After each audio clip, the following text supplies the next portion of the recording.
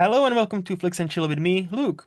Today I have a very special guest on my show. Angela is here. So Angela, why don't you please take it away and introduce yourself? Yes, hi, I'm Angela Skurtu. I'm a licensed marriage therapist, certified sex therapist, and I have my own show, the Open Bedroom Door Show on e360tv.com that shows every Thursday at 9 p.m. Central Standard Time. Nice. So this is kind of funny. I didn't really plan this like that, and I don't think you actually know. So this might be a shock to you, but this is the first podcast episode I'm recording ever since I got married. Oh, well, Yes. congratulations. Thank you, because it happened a few weeks from now, and then not that long ago, because I had two ceremonies. It's a long conversation. We don't have to get Oh, there. I had two marriages too. I totally get it. Nice, nice. But Like yeah, where you get so two ceremonies, there's the court ceremony, and then there's your pretty one with family and stuff. kind of like one was like traditional Yeah. because my wife now is from a different culture. So in their culture, that's Mhm. their kind of ceremony where you don't sign anything, but the family welcomes you and you celebrate. And then we had what we call quote unquote white wedding, where you actually I sign love it, your white papers. wedding. Yes, and you sign papers and all that. So both of them happened. So you are my, and again, I wasn't actually planning this, but yeah, you were literally my first guest as a married man. So, Mhm. hopefully I don't ever have to, employ you for your services, but let's talk about what you actually do because this is fascinating. So you're, how I imagine is couple comes to you and says, "Hey Angela, we have a problem in a bedroom. So and so doesn't work, or this and this doesn't work. What do we do?" Is Yeah, so that the yeah, sorry. oh, what were you gonna say?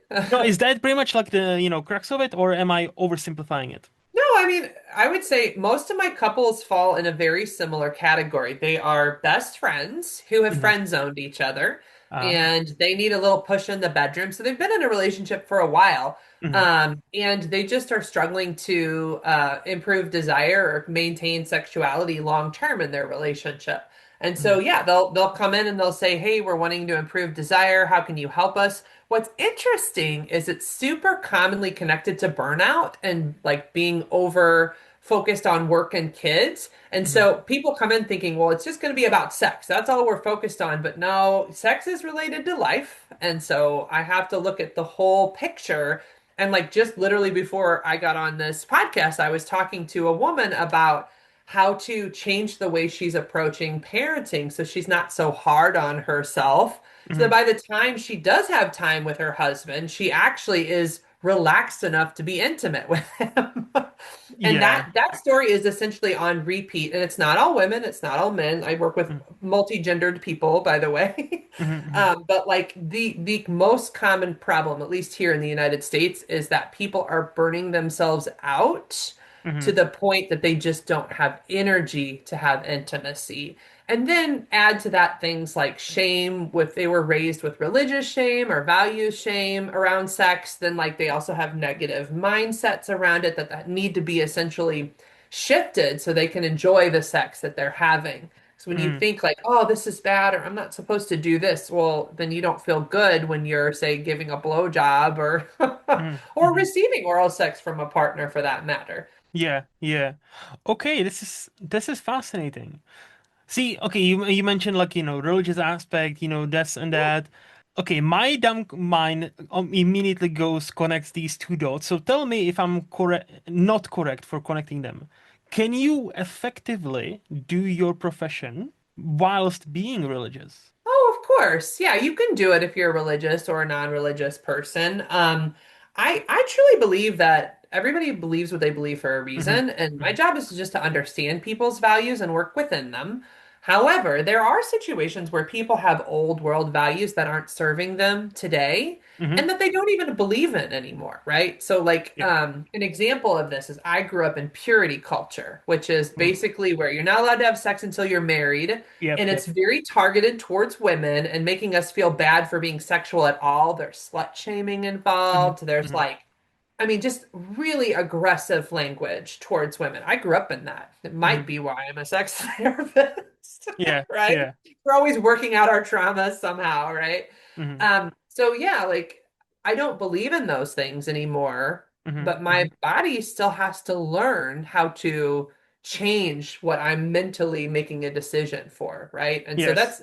it's essentially cognitive dissonance, right? Where like Hmm. my mind says no, I know that that's not right, and I don't want to think that anymore, but my body was still trained emotionally and physically to believe these things were wrong. And so essentially sexual experiences get put into the sympathetic nervous system, the fight, flight, freeze, or fawn system. Hmm. And my job with a couple or an individual is teaching them how to shift it out of that system into like the I'm safe system, the parasympathetic nervous system. So like Yeah. you're safe, you're calm, sex is okay. But Hmm. your body, you can't just mentally say sex is okay now, and Hmm. then your body shifts. Like there's a transition to your body believing that Yeah. it's okay. Does that Yeah, make no, sense? no, it does because the reason I'm asking is like, when you mentioned the religious shame, like I cannot imagine a person who would be brought up in that and that could Mhm. separate it so well that he could be effective sex advisor or like therapist whilst still believing, oh yeah, no sex before marriage and we don't do this before this and like still has, I'm not quite, again, tell me please if I'm wrong, but I cannot imagine somebody who was brought up like that, then growing up into a therapist that is very open-minded with a lot of different things. Well, I guess therapists believe a little different, and that is that you can have your value system and your client can have a value system, and they can Hmm. be different. Hmm. I was trained as a systems thinker through marriage and family therapy, which means it's really like while you have your values, it's not about your values, it's about your client values and working Yes. with what works for them. Now, that's always easier said than done. I've had to work on that over many years to be able to work with people and whatever their value system is. Hmm. But no, like there are therapists who do still believe you should wait until marriage that are probably still doing some kind of sex therapy. I personally don't believe you should wait until marriage, but that doesn't mean I would disrespect somebody for believing it. I Hmm. do see problems with it at times because essentially there's a spectrum from rule following to rebellion. And those people who fall on the rule following side of the spectrum really struggle with shifting from sex is bad, you shouldn't do it to now we're married and it's okay. Yeah. And so I personally think that sex is a personal choice and that each person needs to decide for them when that's the right choice, mentally and Mhm. emotionally. But I do understand religiously why some people want that to be in the confines of marriage. And so I'm more than happy to work with people in that value system. I know that my rule followers really struggle with the switch from like, all Hmm. right, well, now we're married and it's okay. Well, it wasn't okay before. So how's it okay now? Yeah, yeah, yeah. How long have you been doing this job? Forever. No. Since let's see, so since 2008, I've been doing the job. Oh, And then I 17 started years. my business in 2012. So in business Okay. on my own since Hmm. then. Yeah, but you have been in this profession for 17 years now and counting. Yeah, yeah, 17 years. So in all your years of, so that's a huge, big experience. So obviously you are a great person to ask this Okay. without exposing anybody, without naming any names. Can you name us the most unique problem that's ever, you've ever encountered? Um, it's a funny question because now that I've done this so long, it doesn't feel that unique Hmm. anymore. But I do remember having a client whose son was wearing diapers. He was a teen son, and she was very concerned about, what did that mean? And so why these things, they would be unique to you, right? Or to Yeah. like somebody listening in. But Hmm. to me, I was like, oh, well, all of sex is like sensational experiences, like the sensational, like of Yeah. different touch sensations. So to me, a diaper doesn't feel that crazy. That first, it has a soft feel to it on the inside. There's a little power play dynamic that people Hmm. enjoy sometimes, like that's caretaking related. So when she mentioned it to me, I was like, I could see why you'd be scared about it. And it's just one, it was also popular in porn at the time. And so I was like, there's a Hmm. couple factors for why this is likely happening. One, maybe childlike sensational experience, and two, it's like the hip thing in porn this year. So Okay. just so you know, but Hmm. like she wouldn't know that, right? Yeah. She's just terrified that like some her son's some crazy, whatever you Mhm. feel when you think my son's wearing a diaper, right? Yes, But yes. like the reality is like there's a lot of there's a lot of teens trying different things Hmm. right now because they have so much access to porn that they may never have tried. Like there's people who are choking on the first date, which like that's something I'm educating on is like you shouldn't choke without having a conversation. Like maybe like take some time to get to know people and have real consent before you That's choke. definitely like a third date thing. Yeah, that's 100% at least third date. Like, yes. Joke on the third date, not on the Yes, not first on a date, first. No. and have very clear consent conversations. I will say that is shocking to me that Yes. like people are choking without having a conversation and thinking that that's okay. And part of it's because in my country, we're not learning about sex in a healthy, educated way where they're seeing it on porn and porn's making that seem popular. So they're like, oh, she wants to be choked. I'll do this. And it's Hmm. like, you shouldn't do that without talking to each other. Yes, yes. So, see, good thing you mentioned porn because and like and trends and teenagers and people seeing something trying to replicate it, right? Yeah. So, what would you in your profession in let's say last 5 years? So, like let's say take COVID 2020 upwards. What would Yeah. be the most uptick in where like where you've noticed, this seems to be a trend. What the use what and before that, there wasn't really a trend. You know what I mean? Yeah, I think there's a trend in replicating things that are pretty aggressive, seen in porn without communicating. That's a Okay. trend, and that is concerning. It is really Hmm. concerning to me. Hmm. And a weird dating trend that's happening is that people are ghosting for weird things instead of talking to each other. So there's this Hmm. show I listen to called The First Date Follow-Up, and it's on the Jubal show. Okay. And what they do is if somebody you went on a date with somebody and they ghost you, then the show will call them up to find out what happened. Hmm. And I watch this show. I love it so much. Me and my daughter listen to it in the car, and I'm just shocked by what people ghost each other for. It's almost never what the person thought. It's often really small things. Like Yep. one was potato chips. The guy had eaten potato chips before the date. If they knew how to talk, you could just say, "Hey, I'm not interested.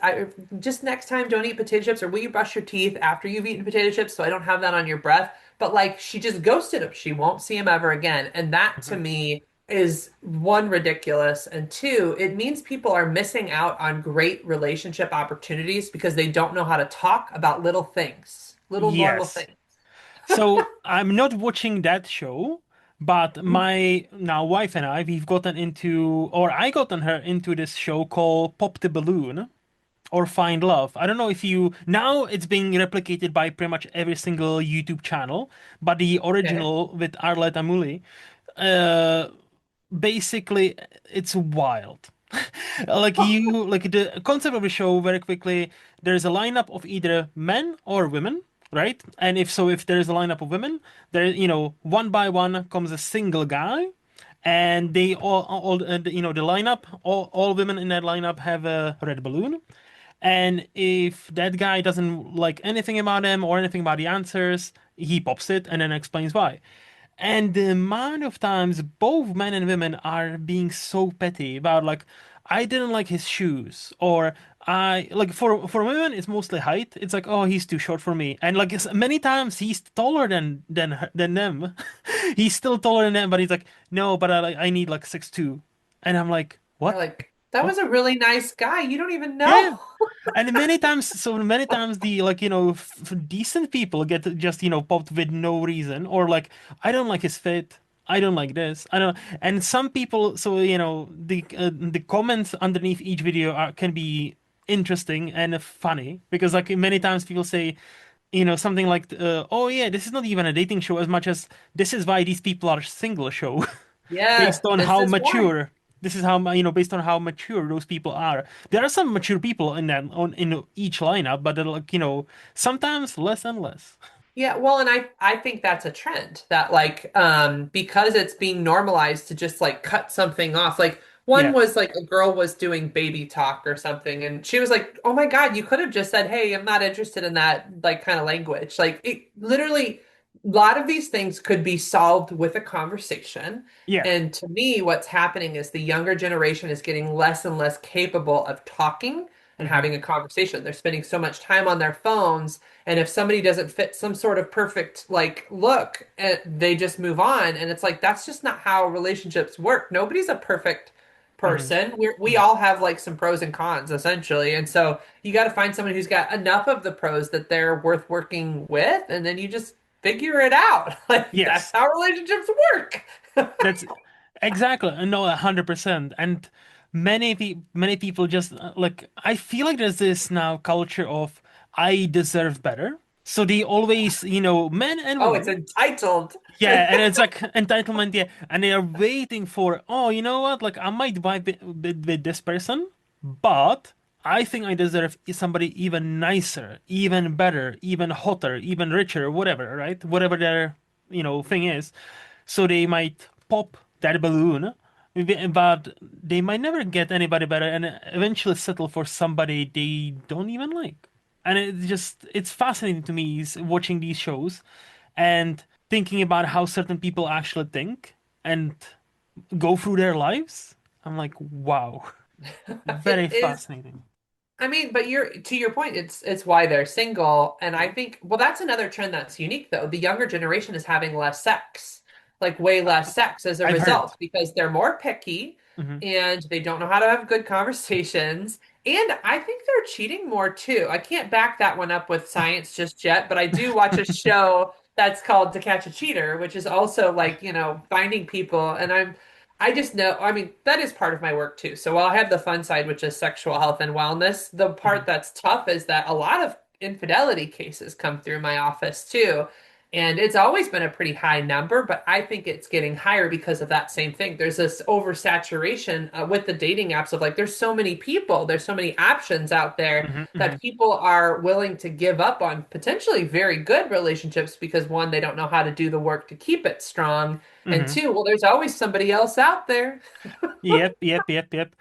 Speaking of cheating, you Yeah. remind me something, and you're a professional, so I actually ask you because so I Okay. read this article, conversation with this. Also, I don't think she was a sex therapist, but like some sort of like a also like a couple counselor or something like that, right?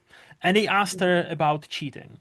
And she said, well, thing is, there are two kinds, and I always tell to my clients. And it's mostly, apparently it was mostly men. Okay. So if the guy cheated with a prostitute or escort or, you know, a woman of a night, that can be salvaged because that just means he's missing something in a bedroom, right? And I usually tend to advise my clients this is salvageable. However, if he's cheated with somebody who like, a secretary, a friend, and he's investing money and time into that relationship, that's not salvageable because emotions are in place. So she was making a distinction that, there are kind of two kinds of cheating, where there's like, I'm just missing something in bedroom and I'm not getting it home, therefore I'm gonna pay for it. Or there's the other one. How do you agree with this? In my book, so I have a book helping Okay. couples overcome infidelity, and I do talk about two types of Mhm. cheating. One is like a short term, and one is the chronic cheater.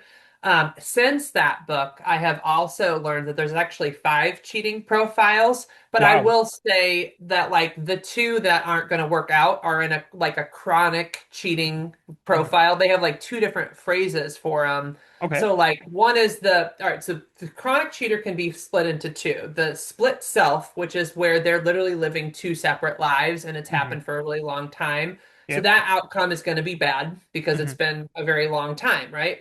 And Hmm. then the second chronic cheater is just somebody who just chronically cheats over and over again, but like they may not feel anything towards the person, but they have been cheating literally since day one. Might be a one-off here. They feel nothing towards the people Hmm. except sexual, but there's usually a personality disorder associated with it where they just fuck around a lot Yeah, yeah, essentially. yeah. So, but the chronic cheater is usually not going to work out, or if Hmm. it Hmm. does work out, The only way it works is if the partner stays in denial, essentially, where they Yeah. like just close a blind eye and accept.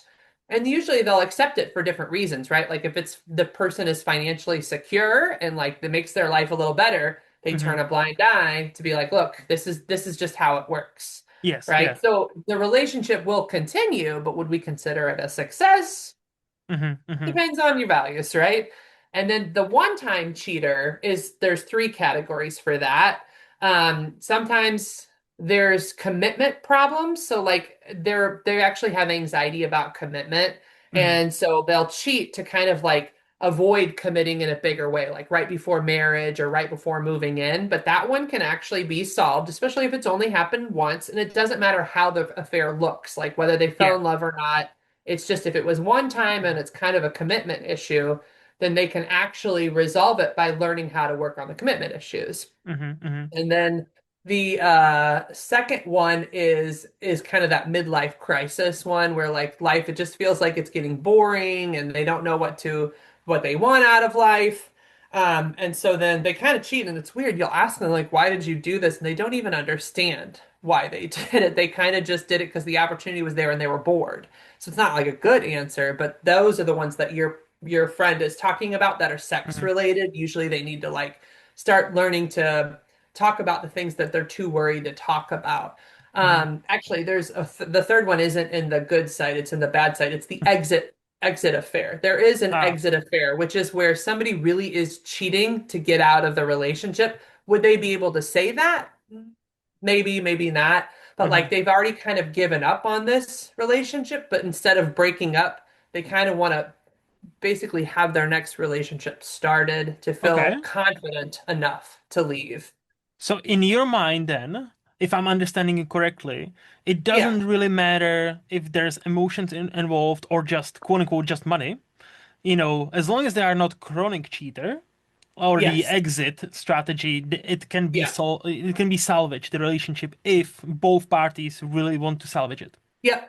And there can Okay. absolutely be love and that bubble, like your balloon, the balloon can get popped when Hmm. they realize they're about to lose something important Yeah. in their relationship. I've had people like be in complete love with another person and then they get caught and then everybody finds out about it and then they realize, oh my gosh, what was I thinking? This person's never going to leave their husband or wife for me and I'm not leaving my husband or wife for them. So it's like literally everything comes out of the fantasy and they're like, what did I do? Why did I do this? And Hmm. that's the weirdest thing is when you sit and ask somebody, why did you do this?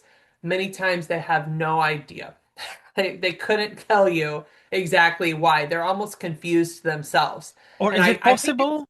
Can I ask, what? is Yeah. it possible that many people do, but they are too ashamed to say it?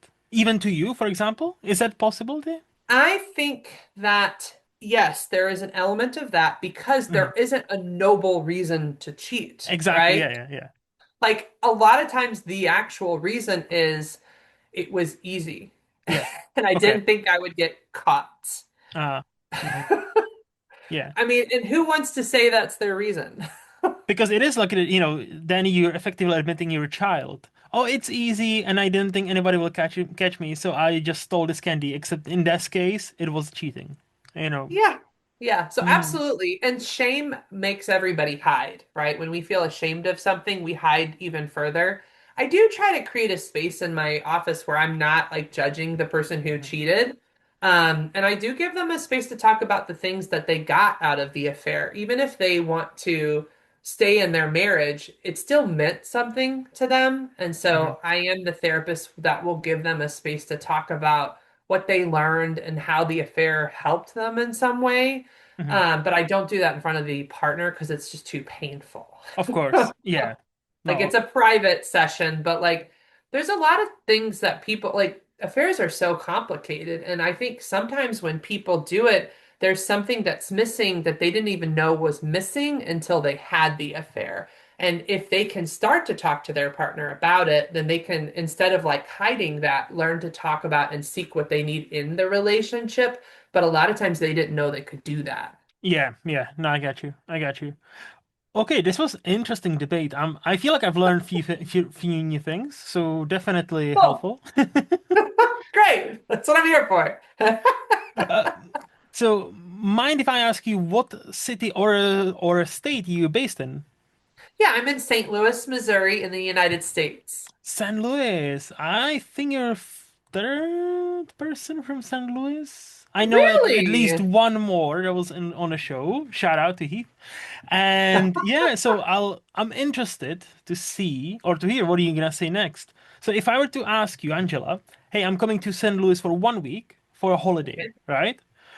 Where would you take me? What would we see?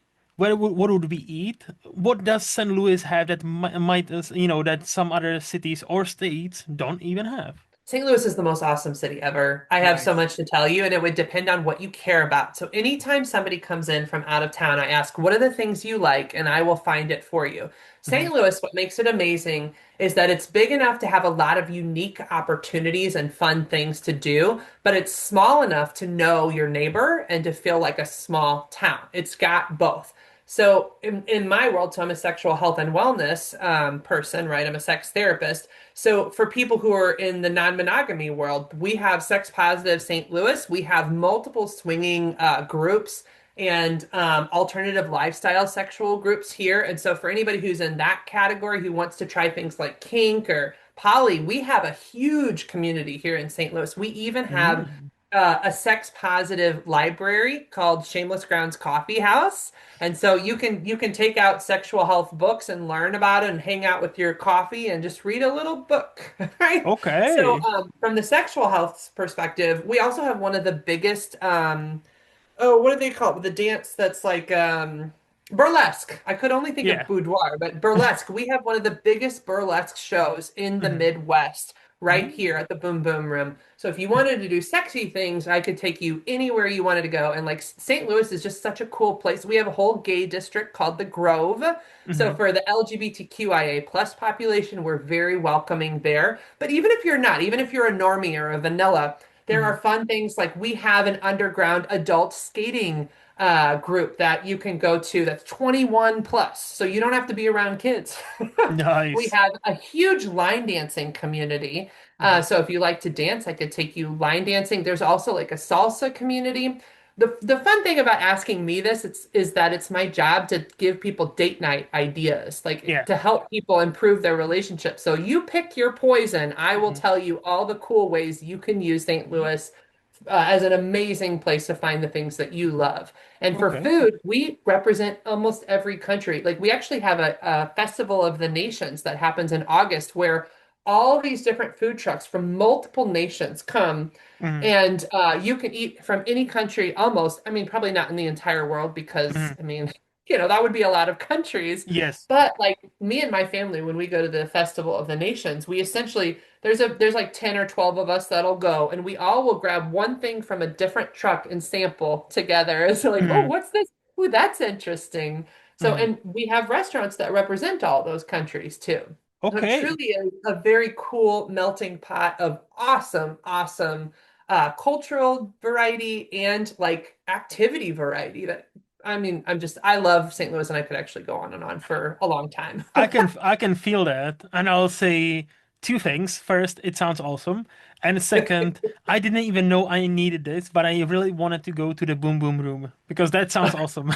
It is so fun. I went there with recently with a couple of friends, and I had actually been. I just knew that we had it, and like the show was amazing. They called me up on stage because, of course, I'm Hmm. very extroverted. So if somebody's going on stage, it's going to be me. Yeah. I don't know what I think they had me dance or like do a booty shake or whatever, but it was so fun. I had Hmm. such a great time. It sounds awesome. Like San Luis is definitely on one of those places I would love to visit because I've never been to any of the United States of America. Uh, hmm Probably not right now because what's happening there I really don't like, and with my luck, I would probably get detained someplace. It's So, possible. I don't know. so I'm like, nope, no, thank you. But eventually, I would definitely want to do like a road trip, and San Luis, like it sounds so cool, and it sounds like quite a few people I've known now you from there. I'm like, okay, okay, and I feel like you would definitely make a great tour guide. Like, I didn't realize how much I loved St. Louis until all of my sex educators came. Like we Hmm. have a conference national that happened 2 years ago, and they asked locals like, "What is there to do?" And I was like, "You guys have no idea." So it's like it kind of hit me when I had to play tour guide just Hmm. how cool the place is. So yeah, and there's way more than that. I don't want to take all of the time on No, of screen. course, of course. No, but I appreciate it. Like so many Yeah. ideas, so many different things. It's awesome. Like I definitely would like to visit St. Louis at some point. Yeah, So and I will say the tell people me. are very nice. The Midwest isn't like, I know that, you probably see TV shows where people are like scared or whatever, but St. Louis is a Hmm. really safe town. It's the Hmm. Midwest. Everybody's nice. It's about like, there are different values and beliefs. Don't get me wrong, but like we're the kind that was like, okay, you do you, like we just Yeah, don't include me if it doesn't mean something to me, yeah, yeah. To be fair, and I think that's one of the best ways to live. As long as, if I don't want to do something, I'll tell you no. And as long as you leave me alone, I'm gonna be good. Yeah, Like, and it's a thing. So I don't really care what you do, as long as, you don't force me to do what I don't want to do. Which, exactly. again, consent, important. Yeah, Very important super for all important. parts of life, not just sex. All parts of life.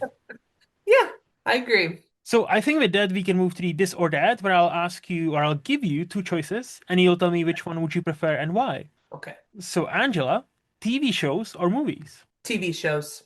Wow, okay, why? I just looking honestly at myself, I watch more TV shows than movies now. Hmm. And I like that sort of serial episode where you can kind of pick how long you watch, whether it's 30 minutes or an hour. I'm Hmm. also super strategic in how I watch things. So I have about four shows. I usually like two dramas and two comedies that I Okay. can switch out as I watch over time. And I like two shows that are 30 minutes and two shows that are 60 minutes. Oh, and I always like one skin flick, which Gigolos is my skin flick right now. Oh, I was gonna say it's skin flick just like naked people. Yeah, okay, gigolos, yeah. It's like erotic and Yeah. inappropriate, but for funsies, right? That's what I mean by like a skin flick. So like the one right now is Gigolos, which are these Mhm. guys who are, gigolos, and there's sex scenes that are in there. And I like a skin flick because sometimes I'll watch a show and I'll find out a thing that people are doing, and that's something that for fun I can be watching for research, I but then could see. also be used to help clients because sometimes I'll watch something, I'm like, oh, I didn't even know you could do that. Like I was watching this Cougar Club, which is on Playboy TV. So sometimes my skin flicks are on Playboy, but Mhm. on the Cougar Club, this lady was doing a tantric breast massage, and I was like, oh, I don't even know how to do that. And I was like, Mhm. Shane, do that. Shane's my husband. I was like, let's try this. And he's like, yeah, why not? And like, I didn't know you could get orgasms from your nipples and from breast play. I didn't know Mm. exactly how to do it, but they gave you enough, like, here's what you could do, or you could try for us to explore and figure it out. And I was like, huh, new orgasm opportunity. So Well, something like that, I can teach clients. exactly. And the more you know, the more you can teach. You The know, more you know. exactly. Yeah, the star is flying across right now. Yes, the more you know. Yep. Exactly. So it's research, but it's fun. Yes, correct. We need to have a skin flicks. I agree. Uh, tea or coffee? Oh, coffee. I'm drinking coffee right now. I just live and breathe coffee.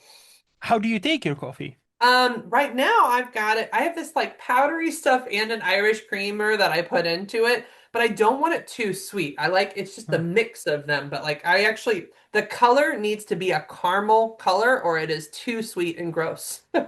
I see. Okay, okay, okay. Like it. Money or free time? That one's hard because Hmm. it's nice when you have money with free time. Yes. I, probably money. I Mhm. like free time, but I'm the kind of person that I get a little antsy with too much free time. And again, Mhm. with free time with no money, I could see like I've been in free time with no money and I get antsy Yes. like I need to work and I need to make money so I can do stuff with this free time. So I would say to be fair, I would like it in balance of some sort. Yes. 100%. 100%. Honesty or other people's feelings? Honesty. I mean, Hmm. fuck people's feelings. I was gonna say you like strike me as that person like very polite or consider yeah consider is the proper word like of other people's feelings. I thought it was like for sure, and you kind of okay. I'm surprised. No, no, like Because I can be too compassionate, because I Hmm. can take I my it is my job to compassionately listen and care about people's feelings. So if it's just for me, fuck Hmm. people's feelings. I I want see. honesty and I just want to be myself. Like, and so I'm thinking about it not in the therapy room, but like in my Yeah, life.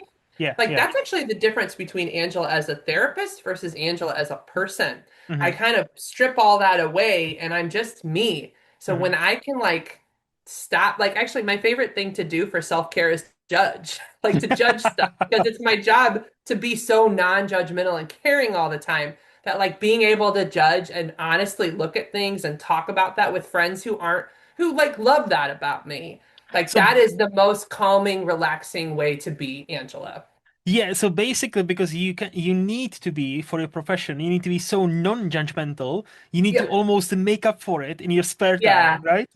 I do. Ah, So I my favorite see. thing with even these shows and TVs is to watch something and I'm like eating Yeah. popcorn, like, this is such a train wreck. Oh my goodness, this is gonna be so bad. Like, but like I don't have to do anything about it.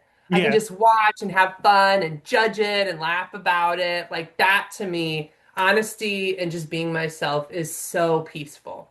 I'm just imagining you watching like a reality TV show is like, huh, what an idiot. More, Yeah. please more. Like that person's definitely getting a divorce. Yes.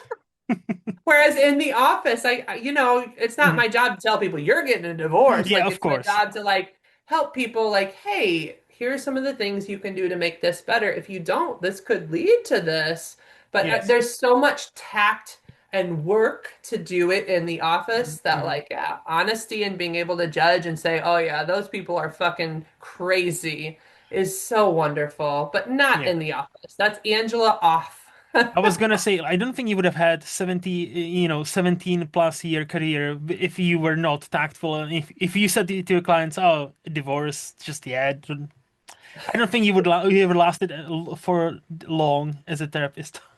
Well, to be fair, I mean, I've grown intact. I'm Mhm. an ADHD hyperactive, so Mhm. I have said those things in the past and learned from pretty rough mistakes that you're not supposed to do that.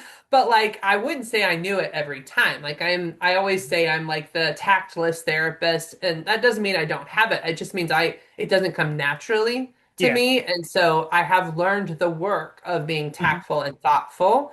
And in reality, it's easier for me to be filterless and to just say what I think. And so Hmm. it's this is a weird push and pull with Yeah. Yeah. Angela to be like, when Angela's really Angela, she just says shit that people are like, did you hear what came out of your mouth? But then in the therapy room, it's, oh, and here's how we do this in a more constructive way to actually help people grow. Yeah, exactly. No, I totally get you because I'm the same. Like many times I'm thinking of something and then like I cannot say this. I cannot say Yeah, this. you're like, Let nope, me let don't me do phrase it. it differently. Let me phrase it differently. And people still get offended. I'm like, okay, never mind. I tried, okay? But something that does actually can be very therapeutic. So you mentioned consent earlier, right? So sometimes if the situation calls for it, I will say permission to be the real Angela right Hmm. now. Hmm. And if they do, that's consent. Like this really, I have when they've given me permission because I can tell they need it. Yeah. They don't want me to sugarcoat it. They really need a hard truth and they're asking me for it. So first I ask for consent and then I say, yeah, you're in a situation that's pretty bad. You're in a harder marriage. Like you can work on it, but it's going to be harder for you to get there, and here's why. Yeah. So I do, but I'm very thoughtful in how I do it, when I do it, and I also say after it. So even though I told you that, I'll still work with you. Like you're Yeah. here to work with me on your marriage. So I'll work with you if your marriage is on its way to divorce or staying together. But that was my unfiltered opinion. So I do it, but I'm very thoughtful about how. See, I'm neither professional or therapist, but I've also learned to say, are you sure you want to know my opinion? Like, are you Yeah, give sure? people a Like, chance. yeah, exactly. Like, throughout the years and years of being bluntly honest, like, I'm like, you sure? Okay, here Yep. we go. And My then, husband will ask me that too. He'll be like, would you like some honest advice right yep, now? So it gives yep. me, because sometimes I can't take it, right? Like it Hmm. gives people a chance to decide. Like, nope, I just want validation in the sweet cozy bubble, or Hmm. no, I am ready to hear it. Please tell me, because then they're taking it in their choice, you know?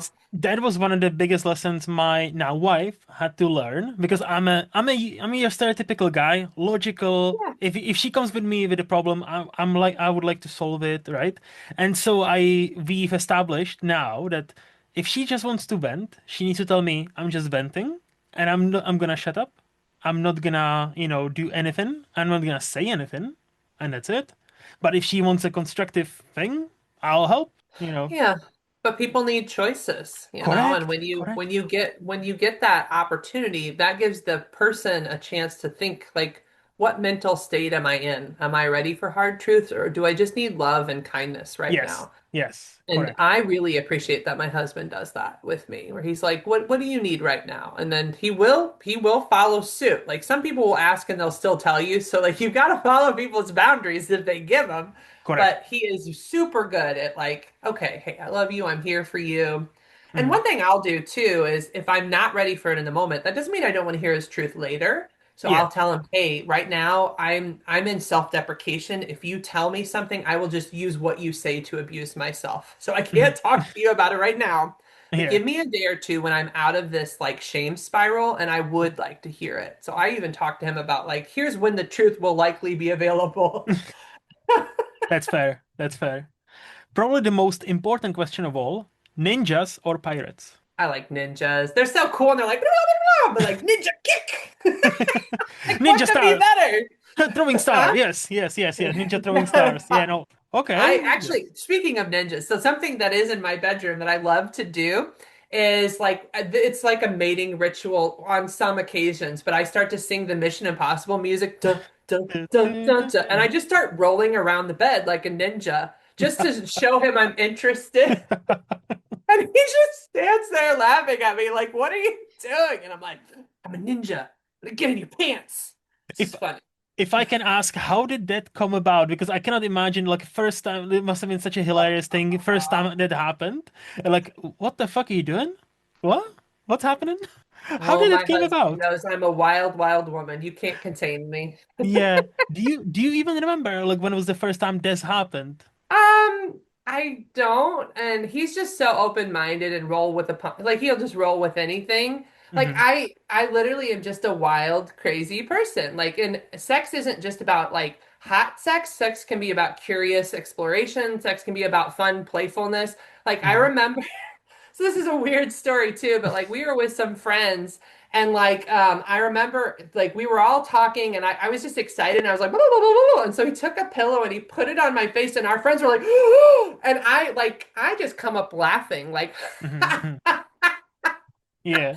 and they were like shocked, but like that's just our style. Like we're Yes. just weird. Or like when we cuddle, for example, I will like smash my butt into him. Like we're, Hmm. think spooning, but like how we cuddle is he might kick my butt a little bit and I smash my butt Yeah. into his crotch just 'cause. So Hmm. like it's just part of like I would say I'm like that bull in the china shop. He already Hmm. knows that about me. So like you just play with a bull, you know what you got to expect. Things are going to break. Hmm. Hmm. Well, and obviously he knows you and loves you, so what's more to wish for, really? Yeah. And one thing that, with that filterless honest Angela is I'm very direct. So his joke with me is you're so subtle, like, but I'm not. Like I am never Yeah. ever subtle. I'm like, are we gonna fuck or what? What's happening? Come here. Yeah. Yeah. And for him, he just loves it because many guys struggle so much with like, just tell me what do you want? What do you want? Like, Hmm. tell me. Hmm. So I'm literally like, here's what we're doing. Are you interested? And he's like, you know what? I can do that. Okay. That sounds awesome, to be honest. That It's super fun. It's super fun. And like he's got his own game too. I just mine are more like crazy. okay. So his game's more normal. Yeah. Okay. No, I'd say, I mean, I don't know if it's normal. Like one of the ways that we flirt is it by overthinking together. So Hmm. for example, when we moved into this house, he was like, "Angela, I have an idea." I'm like, "Oh, tell me your idea." And he said, we were moving into a basement, middle story, and top story house. So there's three levels, right? And he said, I just learned of this really cool thing that we could do where like each level is color coordinated. So when we put our boxes, we can get a sticker for each level. And he's like, would you be willing to come up with an overcomplicated way to like decide how we pick these colors? And I was like, absolutely. So excited to overthink together. And so he left and then he came back. I was like, I have an idea, Shane. And I basically was like, okay, so we're gonna do red for the top because it's closest to the sun and red is the hottest color. And then we'll do orange kind of in the middle, and then green is at the bottom because that's the closest to the ground. He's like, that's so hot. I was like, I know. And then we made out. And Nice. the reason I tell this story Hmm. is because I think people have weird ideas about what it means to flirt and be connected, that like it has to look like, we're talking about TV and movies, right? Well, Hmm. TV and movies make sex look one way, and Yeah. it doesn't show what real intimacy and sex actually looks like. So Hmm. I tell that story because I want people to know, like, if you're quirky or goofy, you can be intimate. You will just have something that you've never seen on TV before. Hmm. And to me, it's way better than anything I've seen on the movies or the TV, and definitely way better than anything I've seen on porn. I think porn is shitty sex. I got to be honest Hmm. with you. I've never seen porn that was like, ooh, that's hot. I'm like, ugh, she doesn't Hmm. even like that. Yeah. Seriously, because I can read people's faces. So a lot of times they're not liking the sex they're having. It's just a show. Yeah. See, that could be a show starring you. Like you would be watching porn and just criticizing, what is wrong with this position or this person or that. Like, oh, she doesn't even like that. You can tell by this and this and this. That's Yeah. totally what I plan to do with my dinner with a sex therapist community, is start watching movies and show and just like critiquing it. Like, this is how I Mhm. know she doesn't like it. This is what's going wrong here. They didn't even talk about this. And I'll just judge stuff. Okay. Fair. It's a future plan, but it's totally in the works. Okay. Okay. Cannot wait to see that. Cool. And the last question, free Yeah. will or destiny? I'm probably a free will girl. I don't believe in destiny. That Okay. doesn't mean I don't think things are occurring in some sort of like fashion. Like, there Hmm. are things that are kind of coming that it's funny. I actually can predict futures pretty well. I've always been a little bit ahead of the game because I can just see when you've done this work so long, Hmm. I can Hmm. just see the writing on the wall in a way that I don't think anybody else could. Like, I Yeah. can read between lines. I can tell when I can walk in a room and tell if a couple's recently had a fight. Mm. Which isn't, it's not always a fun skill, by the way. Yeah.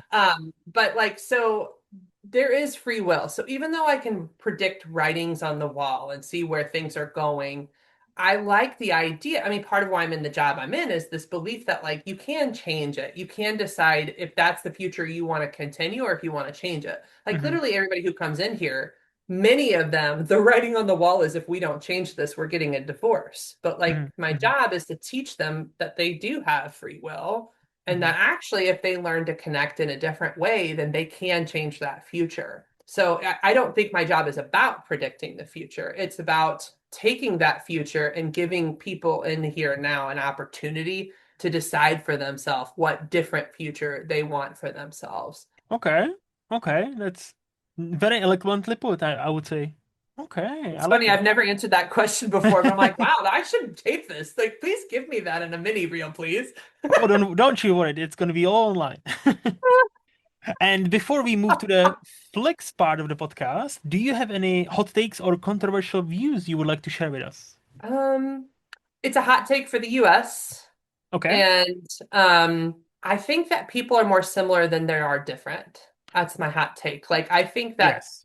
I think social media and movies and politics make us feel Hmm. like we're different. Hmm. But I don't think we're as different as we think we are. And I have proof. Like, I literally sit in the couch with people. Here's my couch so everybody can see. This is my Yes. couch with my couples. Hmm. I sit here every day and I find truths. I find ways that people are connected. And and I hear stories of like different ways that people are in connection that Hmm. are very different politically, very different religiously, very differently raised. And so I think that people have more similarities than differences, but because they are so polarized with these phones and like the things that are showing up, they have struggles with connecting as humans. And I Hmm. do believe that the way to save the world, because I'm always trying to save the world, that's actually what I do with my show, with my book. I'm going to shamelessly plug it. Hmm. Saving the world one bedroom at a time, from fuck no to fuck yes sex.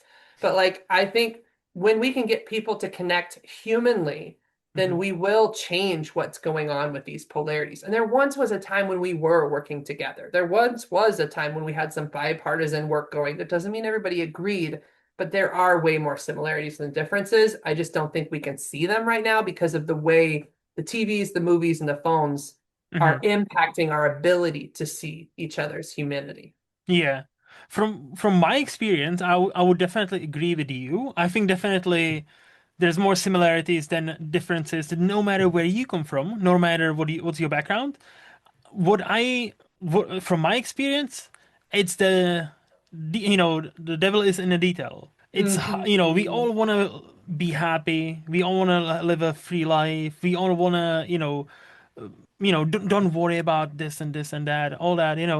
But I think it's the devil in the detail, like how this, person Mhm. A wants to be happy and how person B wants to be happy and what that entails and what their definition of freedom is, what the definition of happiness is, what the definition of, oh yeah. And some people Mhm. genuinely don't want other people to be happy or have money. And I'm like, oh, and this is where we split. This is like, like so Mhm. I feel like, on a very on a level I 100% agree with you, even from me talking to many people from different countries. Yeah. Yes, like we are definitely more similar than we are. uh, I think when you get into the nitty-gritty details, that's where it's like, oh, this is fascinating how for this person, happiness means this exact thing, and anything Mhm. deviating from that is not happiness. Yeah. So I won't tell you where we land, but I will Of tell you course. that me and my partner are differently leaning politically. Hmm. And I had to learn firsthand through conversations with my own husband this lesson. Hmm. And so he's one side, I'm the other side. Okay. And initially, there were these moments and conversations where I was super triggered trying to understand where he was coming from. Hmm. And some of it came from even the bubble of like politics I had read and learned, right? And Hmm. so we had to develop a process for really seeing each other as humans and like coming off of our like our High whatever our horse. political bubbles, Yeah. right? And so we've been together for over 6 years now. And it's interesting because we just had this dinner with a couple who is leaning the way that I lean. So again, Hmm. I don't really want to talk about it. That's I fine. actually like to stay super moderate in the way I approach so that people can feel loved and valued by me. Okay. But so this couple I could tell was more leaning my way, and I could see the wife, particular, being triggered in the way that I used to be triggered when I have these conversations with my husband. And I was like, oh, I remember that feeling, but I'm very different now. I don't see my husband as some kind of threat or like, like trying to cause like horrible harm. But like a lot of what I had read in social media or political articles and stuff had led me to believe his type of person was this big terrible person. Hmm. And so it really challenged me to grow as a person. Hmm. And I'm so grateful that I am married to him because now in being married to somebody who's differently political from me, I have learned to talk very well to either side. And I don't like to share my side because people believe sometimes in talking to me because I'm there to validate and really love people, right? Yeah. Like they'll typically think I lean their way. And I Hmm. don't, it's not their business, right? Yes. But like because I'm not like essentially triggered by anyone's point of view anymore. I've started to consciously like teach myself like, hey, people believe this stuff for a reason. Like, how do you understand why people believe what they believe? What does Hmm. it mean to them?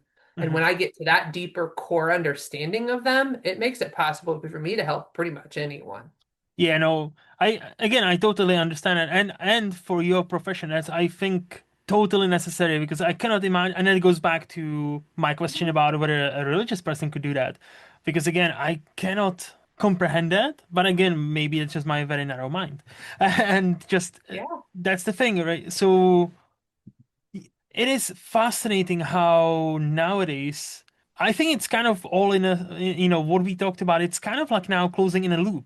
Like, young people don't know how to talk to each other. They don't know how to date. They don't know how to Yeah. do this. And like, it's all comes back to many people kind of forgot how to talk to other people. like Yeah. in real life, not over the phone, not screaming at somebody Mhm. on Twitter, Mhm. not sharing a story or article they 100% agree with, but it's just, yeah, Yep. it's that kind of thing where just because this person, says A, B, and C, that doesn't mean they are necessarily my enemy. It's Yeah. more like, let's try to talk to that person and let's see where they're coming from, and let's see if Mhm. we can maybe meet someplace in the middle. Maybe. Well, and I think my topic in particular, sex, is a universal topic. Everybody wants to have a good intimacy with their partner. We want to feel connected and close. So here's Mhm, how cool it shows up in my work. So I have my YouTube channel, youtube.com/ at open bedroom doors. And mhm, that's where I have my show. But like my content, here's how far and wide it spreads. So I have on the one end of the spectrum, I have a church of group people that are watching my videos in their Sunday school every Sunday to talk about and figure out how do we improve our sex life as a couples Sunday school group. Now move all the way to the opposite end of the spectrum. I also supervise sex therapists across the nation, and one of my supervisees told me that her client was working with his dominatrix on one of my videos, helping with erectile dysfunction to figure out how they can have a better sexual experience. And when I heard this, I heard these in the same 2 weeks, by the way, and I was just okay. tickled. I was just tickled. I'm like, sex is universal. Yes. Everybody, I don't care where you believe, where you come from, sex is universal. And that makes me so, so excited to be doing the Mhm. work that I'm doing. That's awesome. And again, sex is universal. See, Yeah. that could be a title for your second book. Yeah, Sex is absolutely. universal. Like that. That's simple, catchy, to the point. Like you Sex is see that book, universal. you see that book on a shelf. You're like, oh, it is. Well, let me see It what this is. book is about. I'm gonna write that down. So yeah, I think that was a great discussion. So I think we now can talk some movies because Okay. that's the reason we're here. So Angela, what is the last quote unquote new movie you would rate 5 out of 5? So anything 2020s. All right. Well, Yes Day with Jennifer Garner. I Okay. just looked this up before our interview. Yes, we might have done some prep before the interview, but people will not know. Okay, so shh. Don't tell people that Yeah. I prepared. I didn't prepare. So, Yes Day with Jennifer Garner. It's actually one I watched with my daughter. She brought it to my attention. I have a 10-year-old. And it's this movie about like these kids who basically the mom always says no. She says no, no, no, constantly. No to this, no to this. And what's interesting is like there's growth for the mom and growth for the kids. So the kids, Mhm, like there's this disconnect between the kids and the mom because of it. And the mom feels like she always has to be the bad guy and like she never gets to have fun. mhm, And so mhm. they decide to have this yes day where it's like, all right, everything the kids, there's some guidelines. Like they can't say yes to like, I don't know, murder or something. But Yeah. like there's certain guidelines, but anything within those guidelines they say yes to. Mhm, And the kids get to do basically they choose the whole day. And what was interesting about the movie is you realize that like Jennifer Garner, the mom, has been saying no to herself too, and like she's missing out on life. And mhm. there were so many moments where I'm like crying through the movie because it's like I think as moms we get so focused on parenting and am I doing it right, and it's that rule following thing, right? Where you're trying to teach these kids and you can't have them end up like eating too bad or I don't know, fucking Yeah. them up for all time. But then Yeah. we Yeah. lose track of we're people too. Like Mhm, mhm. I'm not just a mom, I'm a person. And Yeah. I think it's super easy to lose yourself in the mom world. Okay.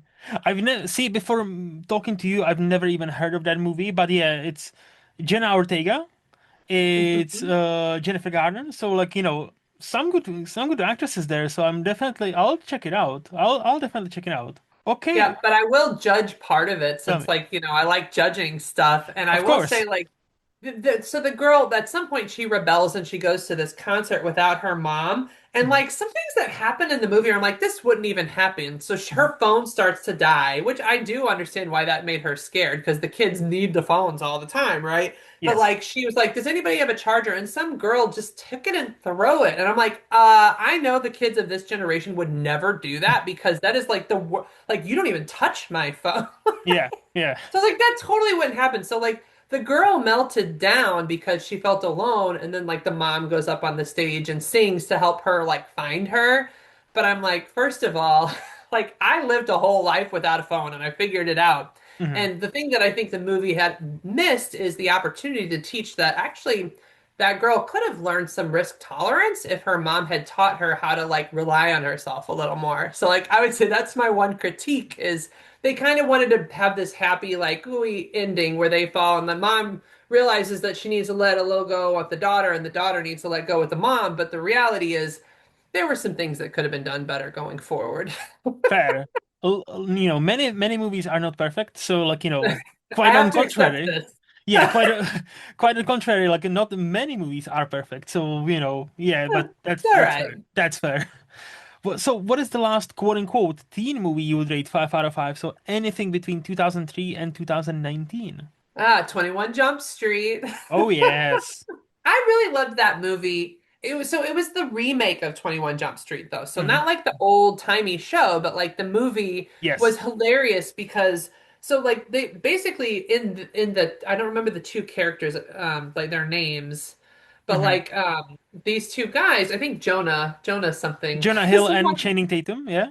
Okay, yes, Jonah Hill and Channing Tatum. So Channing Tatum had gotten used to essentially like you beat people up and bully them, and that's how you get popular. But they went back to high school, and that made him very uncool. And like the person who saw him do it was like, "What's wrong with you? Are you Yep. crazy?" Like so.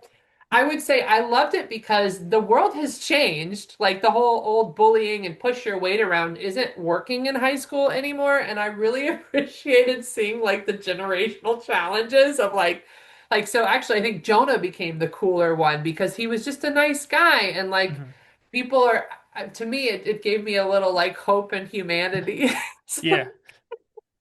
They're like, no, bullying's not gonna work anymore, so get out of here. It is a very funny movie also. Like, Channing Tatum, like I don't Yeah. think anybody could see how much of a comedy chops that guy had because he was always Yeah. like playing these like, hey, I'm attractive, I have muscles, I can dance, I can be sexy. And then, this movie allowed him to do comedy. And like suddenly, oh, Channing Tatum is funny. Who would have known? Like, who would have Channing thought? is hilarious. Did you see him? Yes. He was in some the end of the world movie and he was like the sub to some Yes. dom. Like Yes. and I was like Channing is like he's a cool dude. Yeah, he definitely is not afraid to make fun of himself. Like, that's always appreciated. That's He is. He is super fun. I love Channing Tatum. he is cool. He is cool. So, what is the last quote unquote adult movie you would rate 5 out of 5? So, anything between 2002 and 1975. So me and my husband got this game idea from another couple. Actually, that couple we recently had the conversation with that I mentioned. Hmm. And what the game is you watch old teen flicks from when you were a kid Hmm. that are boob flicks. So the Ah. game is you before you watch the movie, you each make a guess for how many tit shots you're going to see. And they can't be from the same actress. So like it Mm. has to be a different actress and it can't just be a picture. It has to be their actual boobs. Yeah. And so, like when we recently watched Fast Times at Ridgemont High, that was the first one we decided to play this game with, and he guessed three, and I guessed five, and we both were wrong. There were only two, but it's Mm. interesting because like I remember watching some of those movies and like having way more tits involved. But maybe it was just that like it was so exciting to see the boobs that Hmm. like it felt like more or more intense, but really there were only two. And it Hmm. was the two girl leads. And like what's funny is when we watched it, he was like, "Oh, this is that like special pool scene." And I was like, "What's the pool Yes. scene?" And then Yes. we saw the pool scene. And I was like, "Okay, I'm seeing it. She's wet, she's cute, and her boobs come out." And you're like, "All right." So that's the new game we're gonna play with some of Mm. these older movies, is we're gonna watch those like the up all night movies that you watched when you were a kid because you're just like, I just want to see boobs. First of all, that's a cool game. Second of all, there's, no matter like as a man who is attracted to many boobs, there's, He's like, I love all the boobs. yes, there's no, it doesn't matter how many you've seen in your life. It's never enough. It's just like, it's always like, the George Costanza bit, like, but you never look at them directly. You always take a peek. You can never stare at them. It's like a sun. It's that kind of thing. Oh no, But I like looking at them directly. I'll just burn my eyes you out. you can because you're a woman. I cannot just be like, hey, hello. No, I'm a big dude. That would Oh, be very creepy. Like I need to. No, no, no. oh no. It can become a part of your flirtation. Just look right at them and smash your boobs in their face. It's wonderful. Yes, 100%. We'll do that tomorrow at work. Definitely will not be called to No, the no, I HR. meant with your wife, not Of like course, at no, work. no, no, with That would be wife. an HR No, problem if exactly, you did that. exactly. No, with wife. No, she knows. She knows I appreciate. No, no, I she knows I gotcha. appreciate him. And the No, but I, fast times at the Richmond High. Your Mhm. husband is right. Like I didn't know this before the internet. I learned because like I like to read stuff about like people talking forums. That moment, that pool scene moment, is apparently one of the most paused movie moments in an entire life. Where back then, where we used to have, you know, videotapes, that moment, because basically when you pause a videotape, that Yeah, moment, like, slightly damages the tape every time. yes.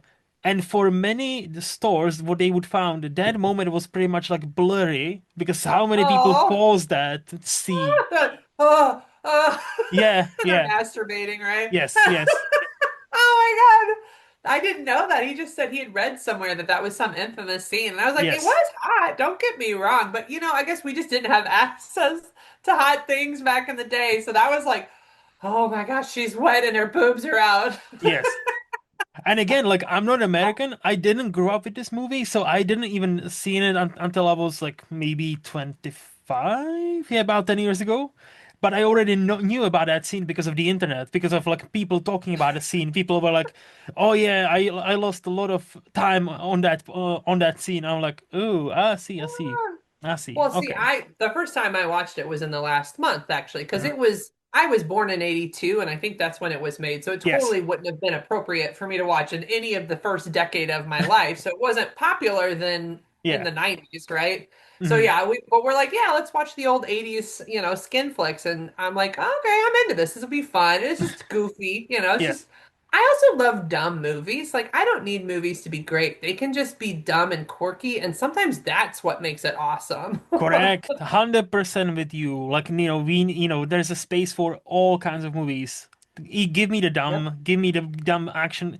I was Yep. brought up on dumb action blockbusters, So so I have a hey, movie spectrum I want to share with you that's super okay, important. And because movies aren't like a spectrum like this, they're a circle.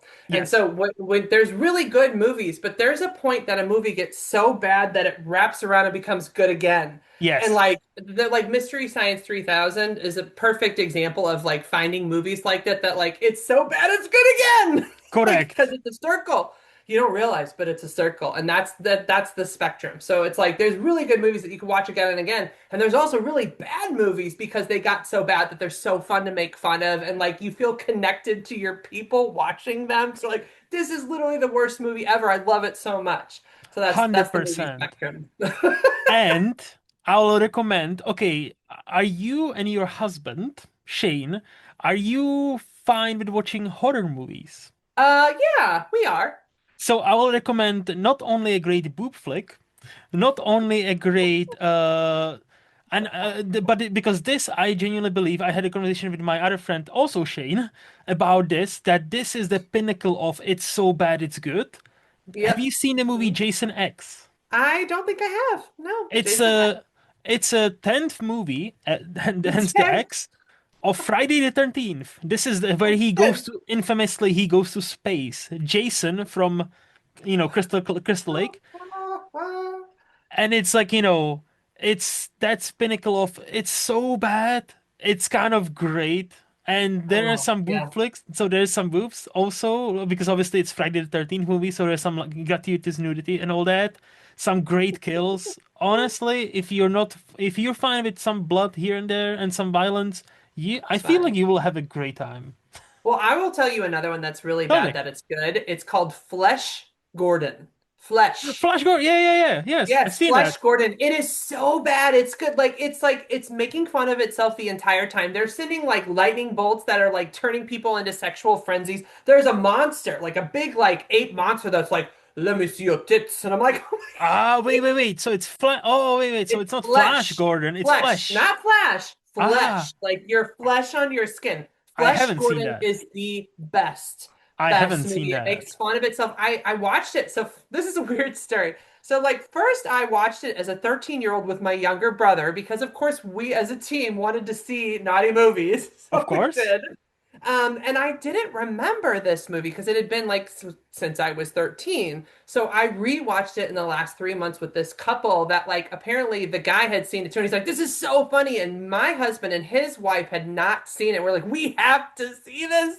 And so we watch it again, and I'm like, oh my gosh, these jokes, I will never, they're such funny one-liners. Like I said, let me see your tits from the ghost. He's like, the big ape essentially is really suave. And Hmm it's like, hmm oh yeah, you want to see my Tower of Murder? This voice. And you're like, he's like schmoozing her, and she's like, ah!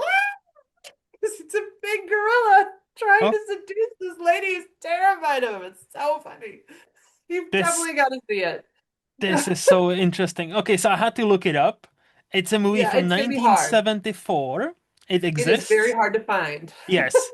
And I just want to read the synopsis because this it reads like, like a wild movie. So Emperor Okay. Wang is the leader of the planet Porno and sends his Uh-huh. mighty sex ray towards Earth, which turns everyone into sex mad fiends. Only one Exactly. person can save the Earth, football player Flash Gordon. Well, call me sold because yes, I need to see that tomorrow. You watch it and you will forever be changed. I believe it because that's a movie you don't see every day. That's for sure. Best movie ever. And there is a lot of nudity. So for your tit loving audience, you will enjoy it dramatically. Thank you, thank you. The tit-loving audience definitely appreciates it. And what is the last quote-unquote old movie you would rate 5 out of 5? So anything in 1974 and older. I actually threw it. Well, it's funny because now that, wait, was that movie in 1974 or older? Flesh Yes, correct. Gordon? Yeah, yeah, it I is. It well, is actually. It would be, yes. I think I just spent all that time talking about it. I think Flesh Gordon is hilarious because it's both got fun, sexy scenes and it's just so goofy and it jokes on itself constantly that it's like, no, like that. I would watch that probably. It's one of those movies I'll watch probably every decade just to remember some of the weird jokes. That's fair. And because I like a good skin flick. Th- Look, who doesn't? Out of the two people on this Zoom call, who doesn't? I don't know. Ex- Only terrible people don't like skin flick. I'm Fair. just joking. You cannot like skin Of flicks. I course, won't of judge course. you. Correct, Everybody's correct. allowed to like what they like, but they're wrong. Yes.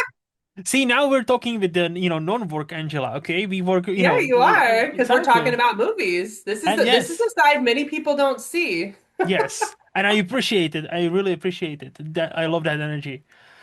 So, Cool. what would you say is your favorite movie decade? Favorite movie decade? Hmm Oh man. I would say the 90s. I probably like for movie decade, it's the 90s. When I hmm read this question, you said, what's your favorite decade? And so I thought like living decade, I like this decade the I know, best. But right? for movies, I love the 90s. I go watch back like there's like a whole set of movies that are from the 90s that I repeat like maybe once every 5 or once every 10 years because I'm like, oh, I've got to go back to these. And back in the day, in the 90s, the way I watched movies, so I'm ADHD, right? I would hmm rewatch them again and again and again to the point that there's a whole space in my brain of memories that are just movie quotes and shows. Like Nice. I have memorized so many Saved by the Bell episodes that I can watch the first 5 seconds and know exactly what's going to happen in that Okay. episode.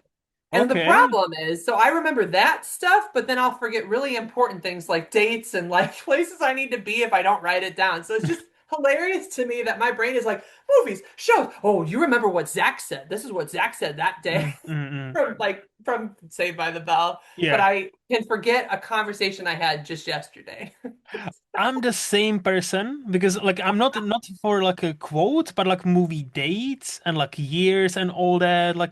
I Mhm. remember if you ask me what year is this movie from, I would probably tell you, oh yeah, 1973. That's fine. But ask me what do you had for lunch yesterday? I'm like, shit, I don't know. I have no idea what happened in my life. I'm Correct? busy. Yeah, I'm just yeah, I'm busy living it. Okay, no, nobody has time for that. No, I ain't got time for that. I don't know what's happening. correct. So you share with us some hot takes. Do you have any movie hot takes? I don't know, movie hot takes. I haven't been watching a lot of movies lately. And I'm saying I'm watching more old movies than new movies. We are kind of in a t like a habit of watching old stuff. Like we rewatched Dirty Dancing Hmm. and oh, what was the bar movie with Patrick Swayze? Roadhouse. Roadhouse, we watched that. Like I don't know if it's a hot take or not, but one thing I do like to do is if there is a new movie coming out, like when the new Tom Cruise movie came out, like Top Mich- Gun, Yeah, like yeah. I always like to do, we will rewatch the old movie to kind of figure things out and Hmm. then like watch the new movie, which by the way, Top Gun, I gotta say the sex scene in that first movie was really weird. Here's the visual they made them both like this. Oh yeah, yeah, And I was yeah. like, well, that was a weird film take. I do critique sex scenes too, because I'm like, that's not even how people fuck. Yeah.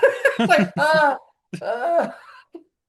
I'm like, is something in their throat? And there Yeah. wasn't. There was no oral sex happening. Nope. No. But Fair. like, how they had to do, they would kind of do sexual things and then fade out. So they wanted it to look hot. So it was like a silhouette sort of thing. Yes. So I guess my hot take is sex scenes suck often. And nowadays, many young people don't like to see sex scenes in movies. I know, because the young people are having less and less sex. It's really weird. They're getting a verse.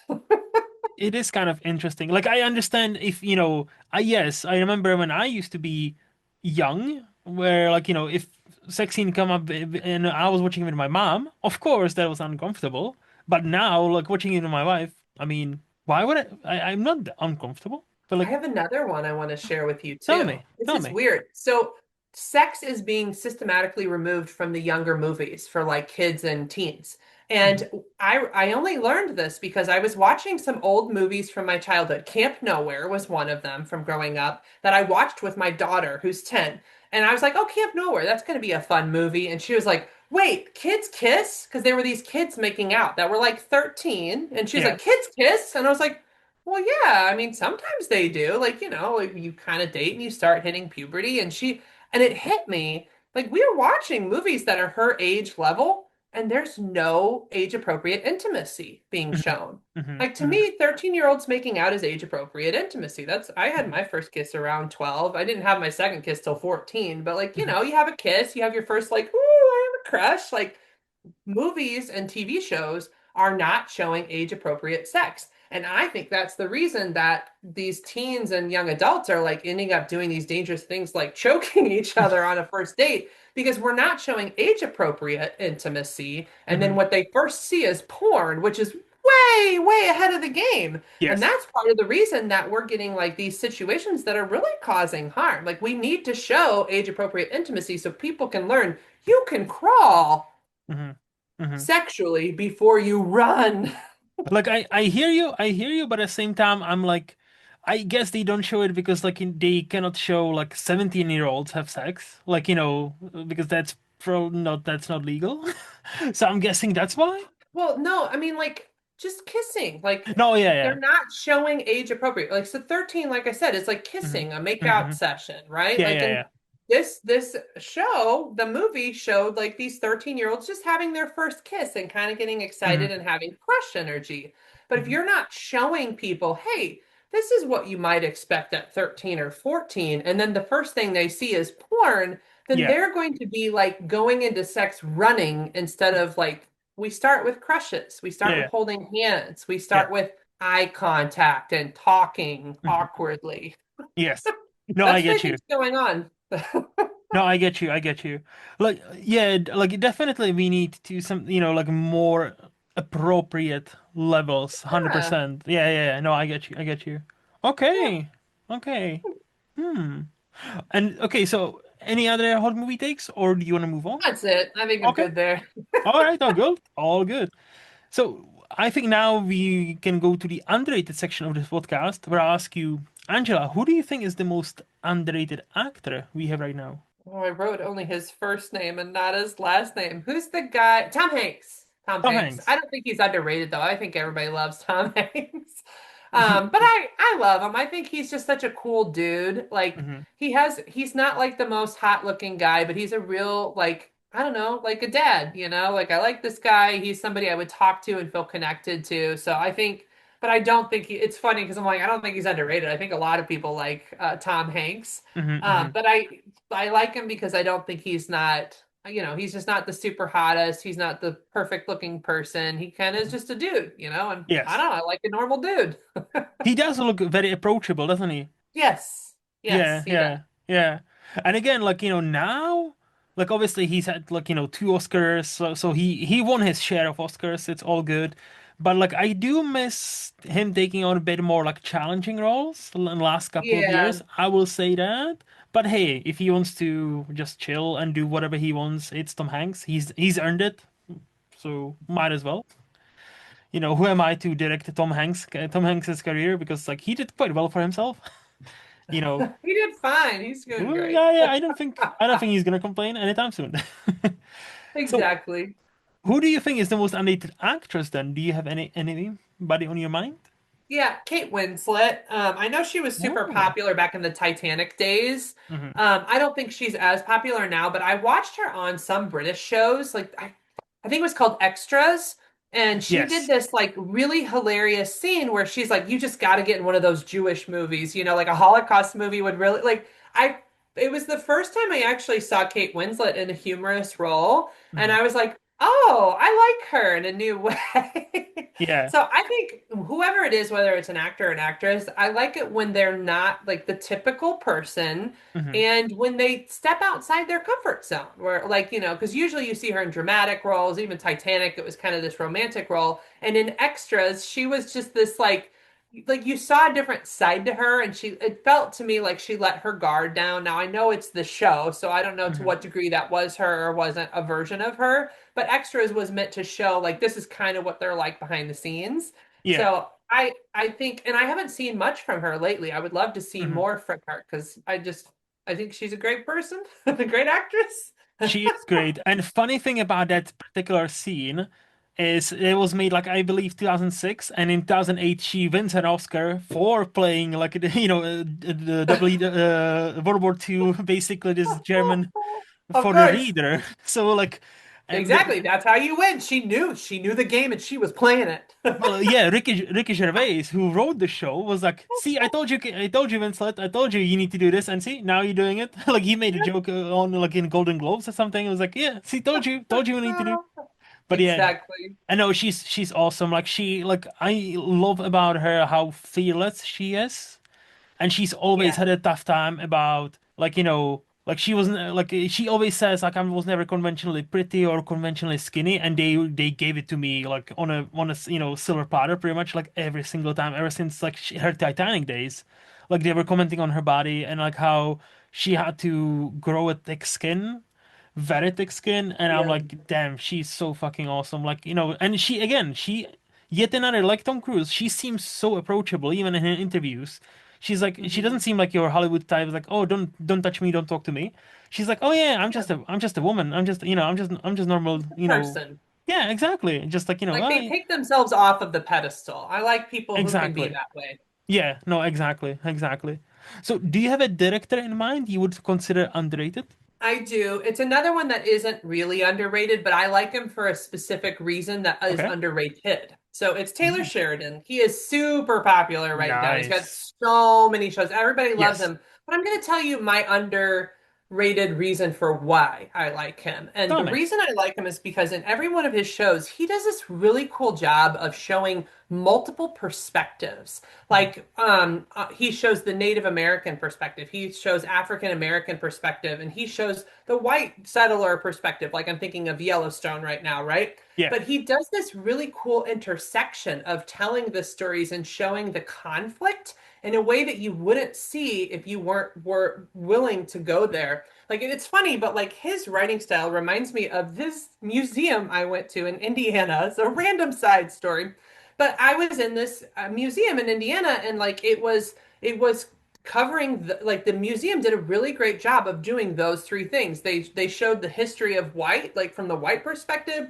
African American slavery and coming to terms with civil rights and Native American. And I just think it's really cool when a group or Taylor Sheridan is willing to show like, look, I don't know that there are really great answers. Here's just how difficult this has been, and here's how these stories intertwine. And so Hmm. that's what I love about Taylor Sheridan is this ability to like really go there and like I actually sometimes in his shows I will like, oh wait, did this happen? Like one of the I can't remember if it was 1923 or 1840 something, but there was a Native American who was in this school and she was being severely abused. And so as that I watched that, I'm looking on my phone like, is that something that actually happened? It was. It was Hmm. things like they like dramatized it some in the Yeah, show, but yeah. like no, like at that time, they would stick a needle in their tongues if they spoke their native language. It was horrible, like horrible things were happening. So, like, even some of the history or like the characters shown in his thing have historical significance. And Hmm. so it's that's kind of a fun part of watching some of his stuff is to look because I do that no matter what. If a movie shows some sort of historical reference, like my husband's really into sociopath shows right now, and he's watching the Ed Gein series. I can't Yeah. watch that because too much trauma is hard for me as a therapist, but he'll tell me this story. And as he tells me, I'll look it up and I'm like, oh, well, some of that's true and some of that is over dramatized because I like to just look like what's the real story Yes. versus what's actually happening. Hmm. Hmm. Um, and so I just think what's cool about Taylor is they really are doing research to like see, oh, there's this story and this is where this person showed up. Like there was this woman sheriff that actually existed at the time that shows up as a character Hmm. in his 1923 show that like we looked up and I'm like, oh, that's a real woman. That's cool. And she was a sheriff as Hmm. a female. Like who is that badass chick, you know? It's just Yeah. neat. Yeah. No, I love me some Taylor Sheridan, despite the fact I haven't seen a single Yellowstone yet. I know of the Mhm. show, I've heard of the show, I know it's like prequels, sequels, all that.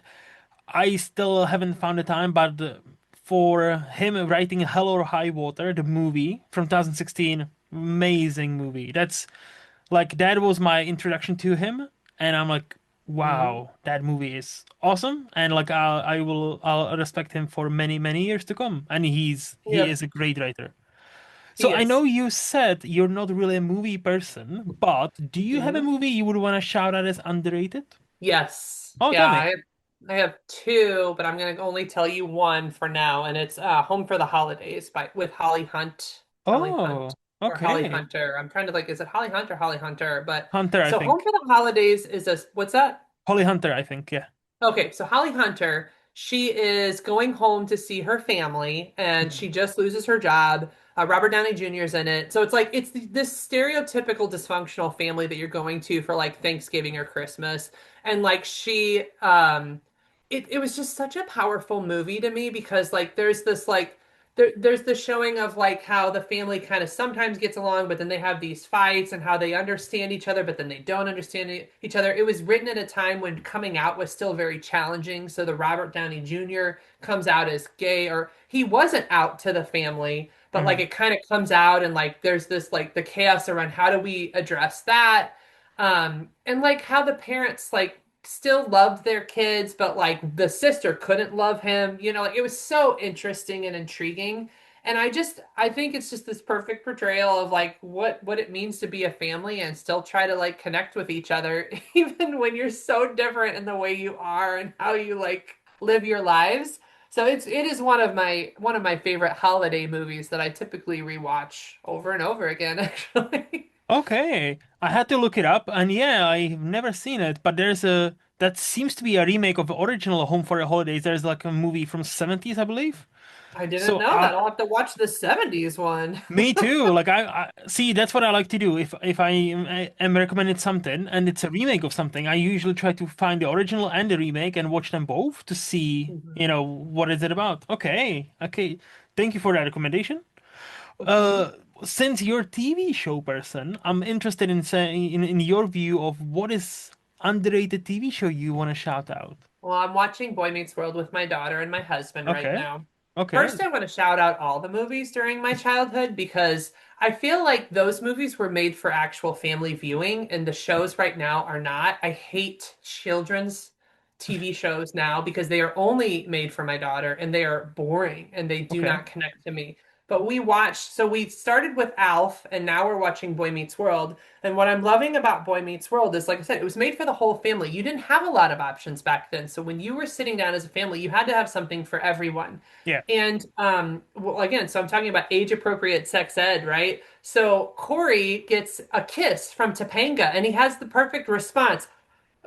Yeah. Like it's showing them like figuring out what it means to go through puberty and not knowing what to do and when they like each other. Like Topanga, there's this episode we recently watched where Topanga's starting to feel sexy feelings and she's has a crush on Corey's older brother and Corey's older brother's like, ah, like that's Hmm. not cool, like but it was, I don't know, I feel like it's just such a great movie showing that come of age, or it's a show, like because I'm Hmm. watching it across time, but like it showed the feelings that are awkward and uncomfortable when you're going through puberty. And I just think that like I don't know, maybe it was because the hippies grew up and they were the ones making the shows of my childhood, but like I had a lot of great healthy representation of intimacy and also the parents. I didn't know this. So I had parents that divorced when I was 5. I didn't have an actual model for healthy marriage.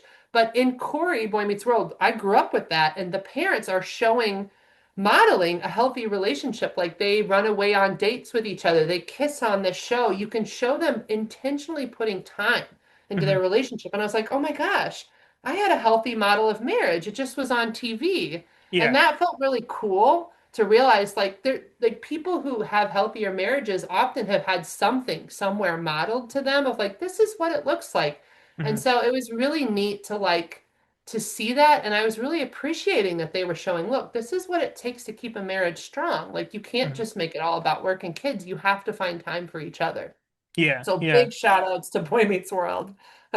I've see this is funny because I've never seen the episode of this show, but I always hear about this. Like I know Yeah. it's a famous TV show. I just Hmm. I've never actually watched any single episode, so it might be something I actually might put on because I feel like even my now wife would appreciate it because it's a it seems like it's a kind of like a casual, like not so dramatic TV show you can watch and appreciate, and she Yeah. And it's definitely likes hilarious. those. And I'm yeah. still cracking up laughing now at it, like, and it's years ago. So totally worth it. No, I believe you. I believe you. So, Angela, this was a blast. Thank you so much for spending some time with me. You've been kind and patient enough to answer all my questions. So, before we say goodbye, let's flip a table. Do you have a question or two for me? What's your favorite movie of all time? Hmm. So, my favorite movie of all time is Lost in Translation, which is, Oh, I don't know if you've seen. yep. Yeah, okay, great. So, yeah, and it effectively changed me and my life in a way because I seen it for the first time when I was like 14, 15, so very transformative age. And it was one of the first movies, and I was like, oh wait, movies can be different. Movies don't have to end well or happy, but it's still, it's still fine. Yeah. And it's my comfort movie. Even though I've only watched it like 4 or 5 times. I don't put it every single day or every single week, like many people do, like with their favorite movies. But it's just Mhm. yeah, it's for me, it's always held that special place in my heart where I would not change a single frame. I have one more, and then Tell me. that's all I got. All What's right. your favorite bad movie that's so bad it wraps itself around to good? Bad movie. So see, immediately Jason X would be probably that. Yeah. But like, oh yeah, you know what? I'll recommend this one, another horror franchise, and I was just talking about it on another podcast. So 2, 3 years ago, I watched all the Leprechaun movies. I don't know if you are My aware. God, I've seen Yes. those. Have you? Oh, have you seen? Okay, okay. Have you seen Leprechaun 4 in space?